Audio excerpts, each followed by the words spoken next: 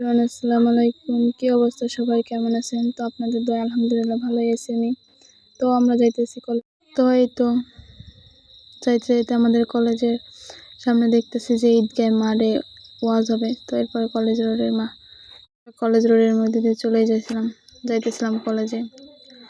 আর এই তোমাদের বিখ্যাত হসপিটাল, যাই হোক তারপর আমাদের কলেজের ভিউটাও ছিল মাশাআল্লাহ। আর রাস্তা থেকে দেখতে কিন্তু অনেক সুন্দর লাগতেছিল। কার কাছে কেমন লাগতেছিল জানি না, তবে লাগতেছিল। কলেজে গেলেও মনটা অনেক ভালো হয়ে যায়। যাই হোক তারপরে মামারে টাকা দিয়ে বিদায় দিলাম। এরপরে কলেজে আমরা ঢুকলাম।